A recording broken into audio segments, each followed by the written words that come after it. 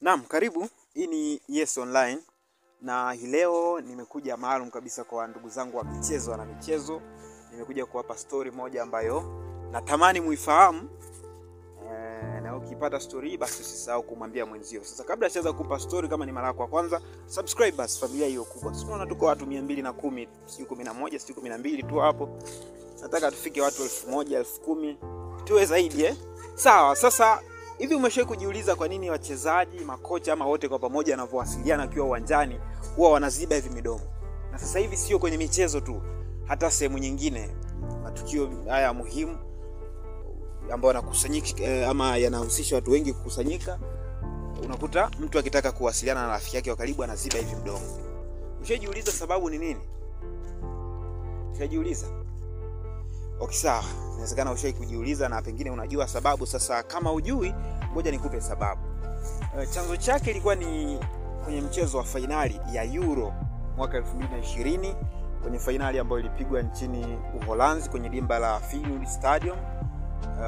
Kwenye mchezo ule ilikuwa kwanza ni finali ambayo ilikutanisha Ufaransa na Italia, kwenye mchezo ambao Ufaransa ilibuka na ushindi wa mabao 2-1 kwenye extra time.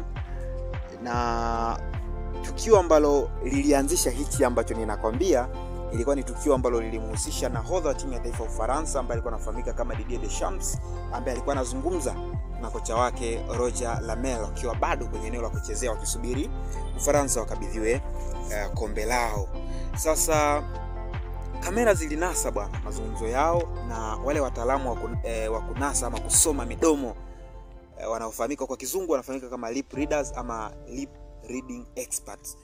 Wao walidai kwamba Deschamps ambaye ni nahodha wa timu ya taifa Ufaransa alikuwa akifikiria kustaafu. Yani alikuwa anamwambia kocha wake kwamba bwana, mimi baada ya ile kombe bwana, mimi nastaafu bwana. Unaona? Sasa habari hiyo ilisambaa sana kwenye vyombo vya habari kabla ya kuthibitishwa rasmi, na kwa ambao walikopo miaka hiyo wanasema hii habari ilileta sana sintofahamu. Na kuanzia hapo sasa mpaka leo wachezaji wengi walijifunza kuziba midomo yao ili kuepusha mambo kama hayo. Kumbuka sasa hivi teknolojia imekuwa. Sasa imagine hiyo ni mwaka 2000. Sasa hivi teknolojia ilivyokuwa, vinasa sauti ni vingi, kamera ni nyingi, mambo yanakuaje sasa? Kwa hiyo ndio maana sasa hivi unakuta kocha akitaka kuongea na mchezaji wake, kumpa maelekezo, lazima hakikisha amefanyaje?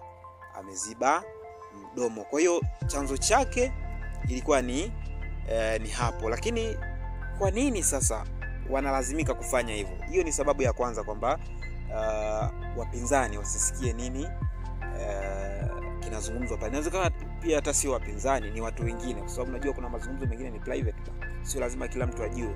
So ya kwanza ni kulinda mikakati ya timu, umeelewa Lakini ya pili ni kuepuka tafsiri ama uvumi wa maneno yao.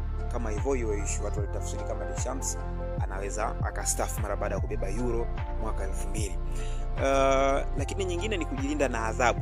Sijui unaelewa. Sasa baadhi ya wachezaji wenyewe hujizuia kuonekana wakisema maneno yasiyofaa ili wasiadhibiwe na mashirikisho ya soka. Unajua tena ukikutwa na hatia za makosa kama hayo, leaders tayari wameshathibitisha kwamba uliongea labda kauli za kibaguzi ama whatever, unaweza kujikuta upo kwenye hatari ya kupewa adhabu.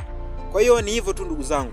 Najua mmefurahi, wengi mlikuwa mjui labda ama mlikuwa mnajua, sijajua, lakini nashukuru kwamba ujumbe umefika salama, na usisite kuungana na mimi sehemu nyingine ambapo nitakualika rasmi kuja kusikiliza kile ambacho nimekuandalia kwa siku husika.